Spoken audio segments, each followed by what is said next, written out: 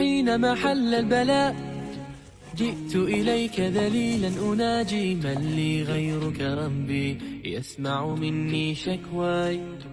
من يستجيب الدعاء إلا الذي قد دعانا إليه، من لي غيرك ربي معبود فيه رجايا.